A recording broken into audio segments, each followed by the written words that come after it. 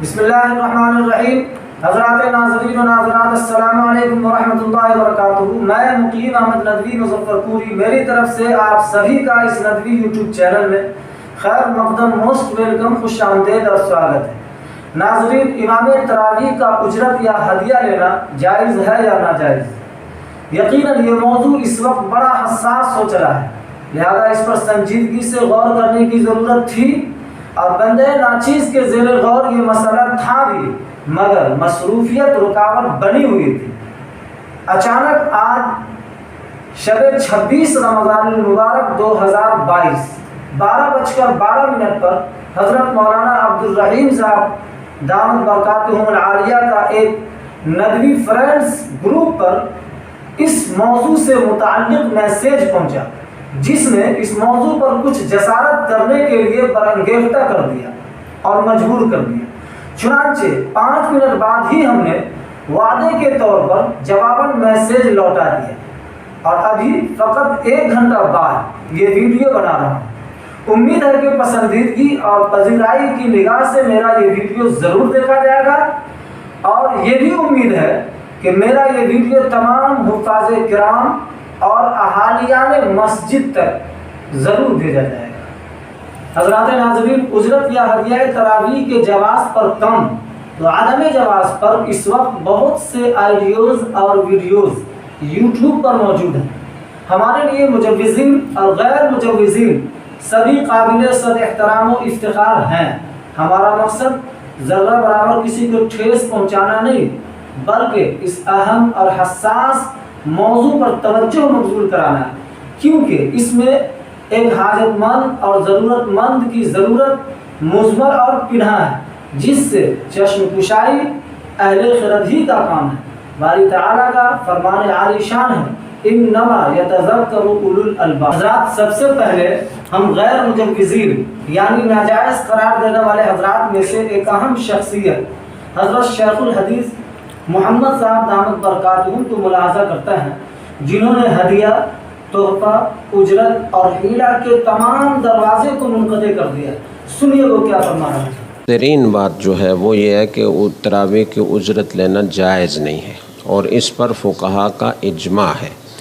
یہ چونکہ تلاوت مجردہ ہے، یعنی ایک ہوتا ہے قرآن کی تعلیم دینا، تو تعلیم دینے پر تو فقہائے احناف نے تو شروع میں ہر قسم کی طاعت پر اجرت لینے کو ناجائز قرار دیا تھا، لیکن اس وقت چونکہ بیت المال کا نظام موجود تھا، تو جو علماء کرام قرآن کریم کی تعلیم، قضاء، اس طرح کے جو امور امامت، 5 وقت فرض نمازوں کی امامت، تو اس کی وہ کو اہتمام کرتے تھے، تو بیت المال ان کی کفالت کرتا تھا۔ بعد میں جب بیت المال کا سلسلہ بالکل نیست و نابود ہو گیا، تو فقہاء احناف نے یہ کہا کہ اگر ہم ان فرائض اور شعائر اسلام کے سلسلے میں اجرت کو جائز قرار نہ دیں تو یہ شعائر اور یہ فرائض بالکل ضائع ہو جائیں گے، اور کوئی قرآن کی تعلیم دینے والا نہیں ملے گا، امامت کرانے والا نہیں ملے گا، اور اسی طریقے سے دوسرے جو شاعر اسلام ہیں، واعظ ہے، لوگوں کو نصیحت کرنا ہے۔ تو اس طرح تعلیم قرآن پر، امامت پر، 5 وقت کی امامت، اس میں جنازے کی امامت اور اس میں عیدین کی امامت شامل نہیں ہے، تراویح کی امامت شامل نہیں ہے، تو ان پر اجرت لینے کو جائز قرار دیا ہے۔ تراویح کی امامت کے عدم جواز پر فقہا کا اجماع ہے، ہمارے سارے اکابر کا اس پر اجماع ہے۔ اب کچھ لوگ پیدا ہوئے ہیں جو گنجائشیں کھینچتان کر نکالنے کی کوشش کر رہے ہیں، لیکن چند سال پہلے دارالعلوم دیوبند سے بہت تفصیل سے فتویٰ شائع ہوا ہے، اور انہوں نے اس کی جتنی تعویلات کی جاتی ہیں اجرت کو جائز کرنے کے لیے، ان سب کی تردید کی ہے۔ مثال کے طور پر یہ تعویل کی جاتی ہے کہ جی ختم قرآن پر اجرت لینا تو جائز نہیں ہے، قرآن کی تلاوت پر، لیکن تراویح کی امامت کی اجرت لینا جائز ہے، اس لیے کہ عام نمازوں کی امامت کی اجرت لینا جائز ہے، تو تراویح کی امامت کی اجرت لینا بھی جائز ہونا چاہیے۔ لیکن اکابر نے فرمایا کہ یہ نہیں ہے، چونکہ فرض نمازوں کی امامت تو فرض ہے، لیکن تراویح کی امامت بغیر اجرت کے وہ ہو سکتی ہے، وہ کوئی فرض واجب نہیں ہے، وہ سنت علی الکفایہ ہے، اس لیے اس کی اجازت قطعاً نہیں دی جا سکتی۔ اسی طرح ایک تعویل یہ کی جاتی ہے اور حیلہ کیا جاتا ہے کہ جی حافظ قرآن کے ذمے اگر 1-2 نمازیں کر لی جائیں تو یہ ایک نائب امام کی حیثیت اس کی ہو جائے گی اور پھر یہ اس پر اجرت اس کو دی جائے گی، تو یہ جائز ہو جائے گی۔ اس کو بھی اکابر نے رد کیا ہے اور یہ فرمایا ہے کہ یہ بالکل ٹھیک نہیں ہے، اگرچہ حضرت مفتی کفایت اللہ صاحب رحمہ اللہ تعالیٰ نے اس کی اجازت دی ہے اور اسی کی بنا پر بعض اس زمانے کے مفتیان اکرام بھی اس کی اجازت دیتے ہیں، لیکن حضرت حکیم الامہ مولانا اشرف علی تھانوی رحمۃ اللہ علیہ جو اپنے زمانے کے مجدد تھے اور ان کے پائے کا مفتی ہند و پاک میں موجود نہیں تھا، انہوں نے اس کی بھی تردید فرمائی ہے اور یہ کہا کہ یہ حیلہ ہے اور اس حیلے سے اجرت تراویح ہی کو جائز قرار دیا جا رہا ہے، لہٰذا اس سے بھی اجتناب لازم ہے۔ اور ایک بات اور کہی جاتی ہے اور وہ بات یہ کہی جاتی ہے کہ اگر اجرت طے نہ کی جائے اور نمازی وہ اپنے طور پر ہدیے کے طور پر دیں تو وہ جائز ہونا چاہیے۔ بعض علماء نے اس کے جواز کا بھی قول کیا ہے، لیکن اس میں صحیح بات یہ ہے کہ جہاں اجرت دینے لینے کا رواج ہو تو وہاں یہ بھی ناجائز ہوگا، اس لیے کہ فقہ کا مشہور قاعدہ ہے المعروف کالمشروط، جو چیز معروف ہوتی ہے، جس کا عرف ہو جاتا ہے، جس کی عادت ہو جاتی ہے، تو اس کی شرط اگر نہ بھی لگائی جائے تو وہ مشروط کے حکم میں ہوتا ہے، لہٰذا وہ بھی اجرت ہی بنتی ہے۔ اور بعض مستند علماء نے حضرت حکیم الامہ رحمہ اللہ تعالیٰ اور ہمارے حضرت والا حضرت مفتی رشید احمد صاحب رحمہ اللہ تعالیٰ نے اس کا امتحان رکھا ہے کہ لوگ کہتے تو یہ ہیں کہ جی ہم نے اللہ کے لیے قرآن سنایا، اور دینے والے یہ کہتے ہیں کہ جی ہم اللہ کے لیے دے رہے ہیں، یہ وہ قرآن کا معاوضہ نہیں دے رہے، جی قرآن کا عوض کون ادا کر سکتا ہے؟ عام طور پر اس طرح کی باتیں کی جاتی ہیں۔ آئیے اب دوسری شخصیت حضرت مولانا فضیل احمد ناصری صاحب کو سماعت کرتے ہیں، جنہوں نے حفاظ تراویح پر جنت اور برسنے اور ان کے کچے چٹھے کو ادھیڑنے اور اجرت و ہدیہ کے ہیلے کی تمام شکلوں کو ناروا اور نادرست قرار دینے میں کوئی کسر نہیں اٹھا رکھا ہے۔ سنیے وہ کیا فرما رہے ہیں۔ سامعین، یہاں یہ عرض کرنا بھی بے محل نہیں ہوگا کہ بہت سے حفاظ تراویح صرف کمانے کے لیے پڑھاتے ہیں، حالانکہ قرآن کو کمانے کے لیے پڑھنا سخت منع ہے۔ حضور صلی اللہ علیہ وسلم کا ارشاد ہے، اقرؤوا القرآن ولا تاکلوا بہ، قرآن کو کھانے کمانے کا ذریعہ نہ بناؤ۔ ہوتا یہ ہے کہ بعض حفاظ ایک رمضان میں 2-3 قرآن ختم کرتے ہیں۔ پہلے ایک جگہ 10 دن کی تراویح پڑھا لی، وہاں ہدیے وصول لیے، پھر دوسری جگہ 10 دن کی تراویح پکڑ لی، وہاں بھی نذرانے ہتھیا لیے، پھر تیسری جگہ بھی 10 دن والی تراویح پکڑ لی اور وہاں بھی ہاتھ صاف کر لیے۔ بہت سے حفاظ وہ بھی ہیں جنہیں قرآن قاعدے سے یاد نہیں، مگر یعلمون تعلمون کر کے قرآن مکمل کرتے ہیں اور جیب گرما لیتے ہیں۔ بہت سے وہ بھی ہیں جنہیں قرآن بالکل بھی یاد نہیں اور جیسے تیسے کر کے مقتدیوں کی خواہش کے مطابق قرآن کے پورے ہونے کا اعلان کر دیتے ہیں، حالانکہ ایک بارہ بھی قاعدے سے نہیں ہوا اور لمبی رقم ایٹھ جاتے ہیں۔ ایسے حافظوں کی حوصلہ شکنی کی سخت ضرورت ہے۔ انہی جیسے لوگوں نے تراویح میں قرآن پڑھنے کو تجارت بنایا ہے۔ سامعین، تراویح پر اجرت کی کئی شکلیں ہو سکتی ہیں۔ ایک شکل تو یہ ہے کہ حافظ صاحب تراویح پڑھانے کے لیے باقاعدہ معاہدہ کریں کہ مسجد اتنا دے گی تبھی میں پڑھاؤں گا۔ دوسری شکل یہ ہے کہ حافظ صاحب کہیں کہ تراویح کے بعد معقول رقم دینی پڑے گی۔ تیسری شکل یہ ہے کہ امام تراویح کہہ دے کہ ختم قرآن کے موقع پر ہدیے کے نام پر کچھ نہ کچھ دینا پڑے گا۔ یہ تینوں صورتیں بداہتاً باطل ہیں، یہ کھلم کھلا قرآن فروشی ہے۔ اللہ نے فرمایا ہے وَلَا تَشْتَرُوا بِآيَاتِي ثَمَنًا قَلِيلًا، یعنی میری آیتوں کو معمولی قیمت میں نہ بیچو۔ چوتھی شکل یہ ہے کہ امام تراویح اور مسجد کمیٹی میں کوئی معاہدہ نہ ہو، بلکہ قرآن مکمل ہونے پر مسجد کی کمیٹی ہدیے کے عنوان سے خود ہی بڑی یا چھوٹی رقم پیش کر دے۔ عقل کہتی ہے کہ یہ صورت جائز ہونی چاہیے، مگر جمہور علماء کہتے ہیں کہ یہ بھی درست نہیں۔ پانچویں صورت یہ ہے کہ امام تراویح اور مسجد کمیٹی میں اجرت یا ہدیے کی کوئی بات چیت نہیں ہوئی، مگر جیسے ہی قرآن کی تکمیل ہوئی تو چونکہ یہ خوشی کا موقع ہوتا ہے اس لیے مقتدیوں نے ہدیہ دینا شروع کر دیا۔ عقل کا فرمان یہاں بھی یہی ہے کہ یہ تو جائز ہونا چاہیے، مگر جمہور علماء کا موقف ہے کہ یہ صورت بھی جائز نہیں۔ اب آئیے یوٹیوب کی مشہور شخصیت حضرت مفتی طارق مسعود صاحب کو ملاحظہ کرتے ہیں، جنہوں نے ثواب کے زیاں سے بچنے اور حصول ثواب کی رغبت کے لیے اجرت کے دروازے کو تو بند کر دیا، مگر ہدیہ کا دروازہ پھر بھی انہوں نے کھلا رکھا ہے۔ یہ غنیمت ہے۔ حافظ 50,000 1 لاکھ 1.5 لاکھ اس طرح سے اپنی نمازوں کو تلاوتوں کو بیچ کے اپنے اس ثواب کا بیڑا غرق کر دیتا ہے۔ وہ یہ کاروبار بن چکا ہے، بزنس بن چکا ہے۔ میں یہ نہیں کہہ رہا کہ حافظ کو کوئی ہدیہ دینا حرام ہے، ناجائز ہے۔ ہدیے پر تو کوئی بھی کسی کو کسی بھی وقت دے سکتا ہے، خود حافظ بھی دے سکتا ہے ہدیہ، لوگ بھی دے سکتے ہیں۔ لیکن ہدیے میں اور اجرت میں، ہدیہ کوئی آپ کو نہ دے تو آپ کو غم نہیں ہوتا، اجرت نہ دے تو آپ کا میٹر شارٹ ہو جاتا، منہ لٹک جاتا ہے آپ۔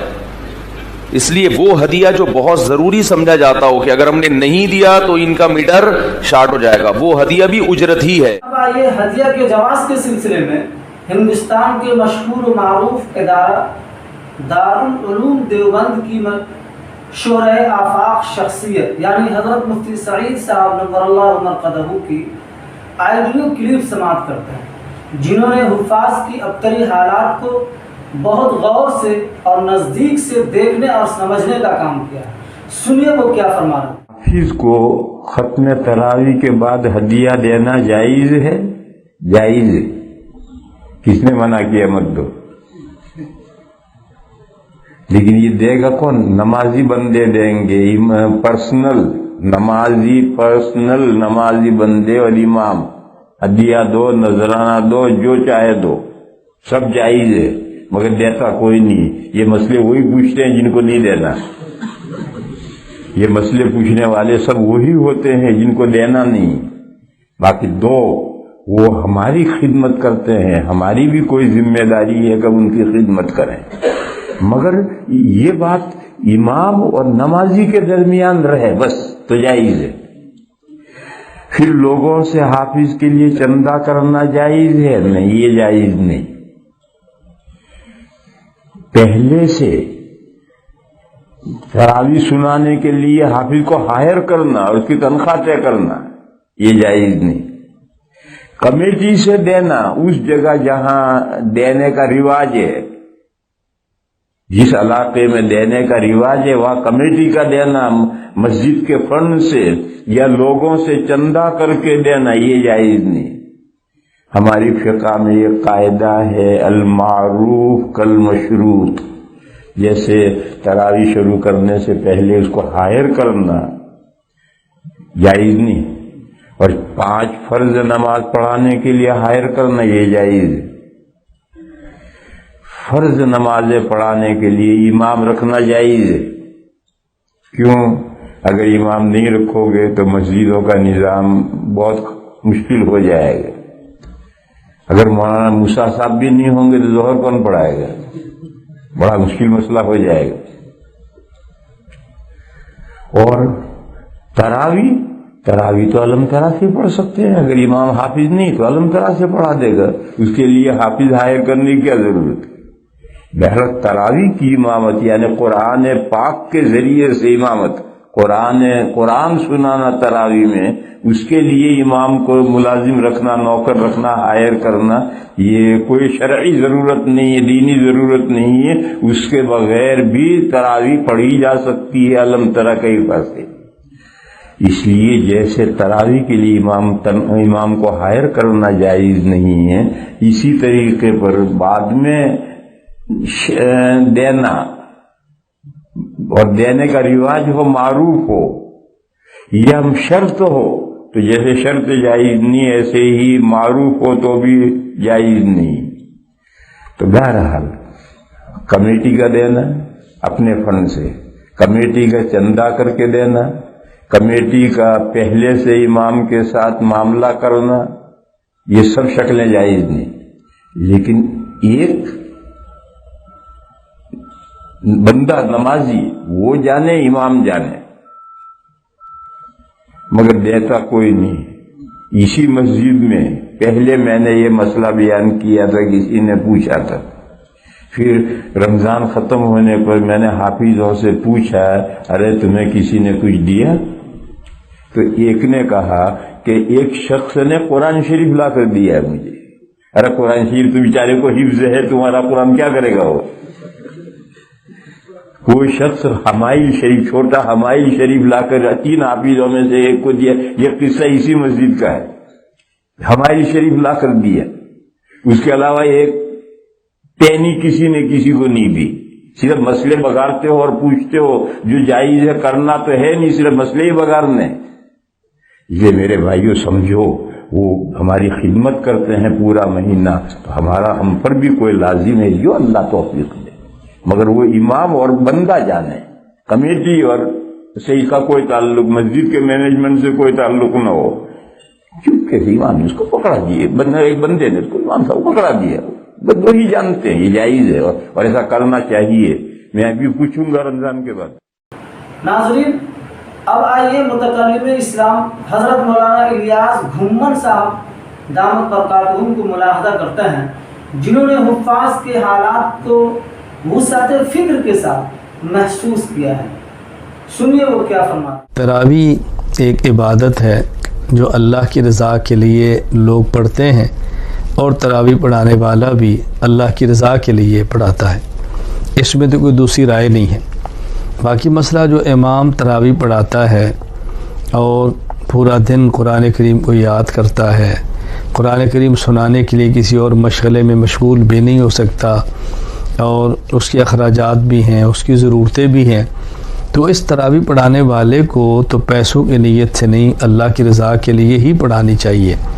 लेकिन इसके पीछे तरावी पढ़ने वालों को चाहिए इस इमाम की खिदमत करें, इस इमाम को हदिया दें, और ज़्यादा से ज़्यादा देना चाहिए। मैं अक्सर ये बात अर्ज़ किया करता हूँ। एक बात तो ये समझ लें कि जो लोग ये चाहते हैं कि तरावी पढ़ाने वाला उजरत न ले, वो जो क्यों नहीं कर लेते कि अपने बच्चे को कुरान करीम पढ़ा लें और मुसल्ले पर खड़ा कर दें? वो क्यों नहीं कर लेते, ख़ुद कुरान याद कर लें और तरावी पढ़ा लिया करें? भाई आप पूरा दिन मुलाजमत करते हैं, आप पूरा दिन तिजारत करते हैं, पूरा दिन आप दुनियावी कामों में मशगूल रहते हैं, और हाफिज़ पूरा दिन कुरान करीम को याद करता है, ना वो तिजारत कर सकता है, ना मुलाजमत कर सकता है, कुरान करीम याद करता है और रात को मुसल्ले पर खड़े होकर पढ़ता है।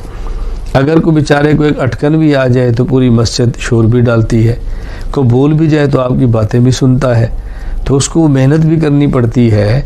इसलिए तरावी पढ़ाने वाले को तो अल्लाह की रज़ा के लिए पढ़ाना चाहिए, लेकिन इमाम के पीछे तरावी पढ़ने वाले को इमाम की ज़रूरतों का ख्याल करना चाहिए।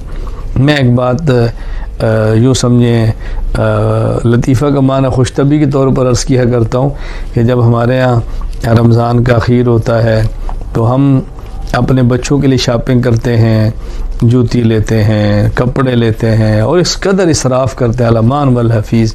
ज़रूरत की हद तक तो कोई हरज भी नहीं है, लेकिन बहुत आगे निकल जाने इसकी शरीयत में क्या गुंजाइश होगी। अब आपने सब कुछ कर लिया, अब मुझे आप फरमाएँ कि एक हाफिज़ साहब हैं, कारी साहब हैं, वो पूरा महीना कुछ नहीं करते, कुरान करीम याद करते हैं और रात तरावी पढ़ाते हैं।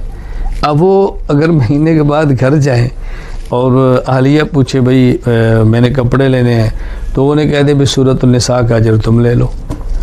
बेटी कहती कि अब्बू मुझे जूती लेकर दे दे, तो क्या बेटी सूरह बकरा का सवाब तुम ले लो।